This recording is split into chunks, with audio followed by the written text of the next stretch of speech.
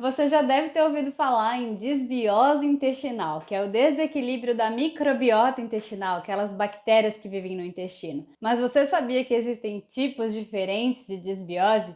Hoje eu vou trazer para vocês pelo menos 5 tipos diferentes de desequilíbrio da microbiota intestinal. Então fica comigo até o final desse vídeo para você entender um pouco mais sobre esse universo da microbiota intestinal.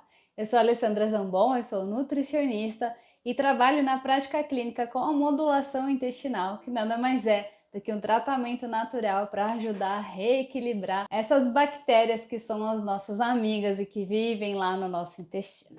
Então, o primeiro tipo de desbiose intestinal que pode acontecer é uma desbiose por deficiência, ou até mesmo a gente pode falar que é uma desbiose por baixa diversidade. O que significa isso? Significa que o nosso intestino ele tem que ter muitos tipos de bactérias. Quanto mais diversa a nossa microbiota for, ou seja, quanto mais tipos de bactérias eu tiver lá, melhor para mim, mais resiliente vai ser a minha saúde. Então a gente quer que esse universo seja bem diversificado.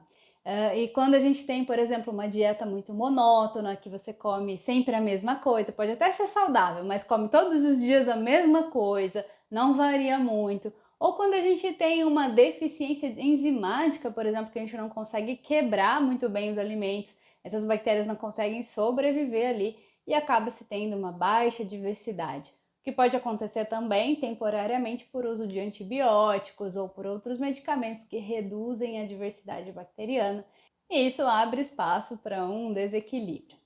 Bom, segundo desequilíbrio que pode acontecer na microbiota é ser uma microbiota putrefativa. Ai, que nome feio! É isso mesmo.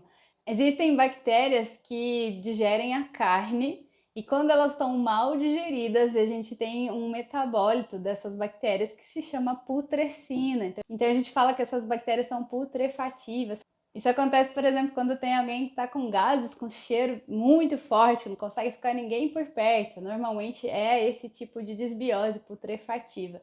Ela está associada principalmente com a digestão ruim das carnes ou com excesso de consumo de carnes, especialmente se esse consumo for associado a baixa ingestão de vegetais, de fibras, de alimentos de origem vegetal. Acontece muito na dieta carnívora, na dieta cetogênica, então é um tipo de desequilíbrio importante que abre espaço também para coisas um pouco mais sérias no futuro. Então é legal a gente cuidar. Então, se você tem alguém do teu lado que está com gases muito fétidos, ou se esse alguém é você, já toma cuidado. É bom a gente cuidar disso daí logo antes que vire um problema maior. Aí o terceiro tipo de desbiose é um dos mais comuns, um dos que eu mais vejo no consultório, é a desbiose fermentativa, onde a gente tem aumento das bactérias que fermentam. Isso causa o quê? Gases, distensão abdominal. Aí já não tem aquele cheiro tão forte, mas é só mais uma distensão, um incômodo, tudo que come estufa, você fica com aquela sensação de empachamento, com a digestão prejudicada. Então, ela tem muito a ver com a síndrome do intestino irritável, que muitas vezes tem um gatilho emocional e aí cursa com esse desequilíbrio da microbiota. Até porque tá tudo muito conectado, né? Nós não conseguimos separar o que é o intestino, o que é o cérebro, o que é os órgãos. Todos os órgãos, todos os nossos sistemas se conversam o tempo todo. Então, se você está passando por um período de estresse, isso pode desequilibrar outros sistemas. E um dos principais e mais sensíveis é o intestino. E para quem tem a síndrome do intestino irritável, sabe muito bem do que eu estou falando, especialmente as mulheres, é muito mais comum essa síndrome em mulheres do que em homens. Tratamento para a síndrome do intestino irritável envolve dieta, estilo de vida, diminuição de carboidratos que são fermentativos, às vezes até algum remédio, suplementos. São estratégias que precisam acontecer, né, ter os passos certos para que isso seja resolvido e melhorado, além, lógico, do estilo de vida. O quarto tipo de desbiose a gente chama de desbiose por suscetibilidade ou uma desbiose inflamatória.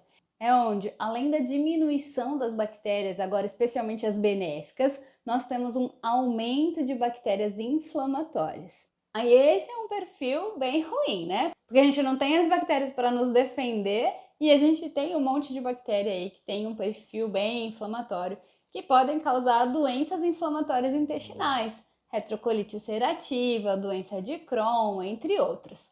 Então esse é um perfil que demanda um cuidado grande, especialmente com o uso de estratégias anti-inflamatórias, alimentos, suplementos que vão dar suporte para essa microbiota, para que se comece a reduzir essas bactérias inflamatórias e um estímulo para as bactérias benéficas poderem subir e fazer uma competição de nicho, né? Porque quando eu tenho muita bactéria inflamatória, essa aqui não deixa essa sobreviver. Então, quando eu dou um estímulo para essa comer, e as bactérias comem a nossa comida, então se a gente come mais alimentos anti-inflamatórios, a gente vai estar estimulando essas bactérias a crescerem, a gente consegue fazer essa competição dos nichos e abaixar essas bactérias inflamatórias.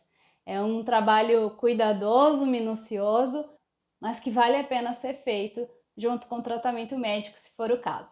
E o quinto e último tipo de desbiose intestinal é a desbiose fúngica, com supercrescimento de fungos, que pode ser ali no intestino delgado ou até mesmo no intestino grosso.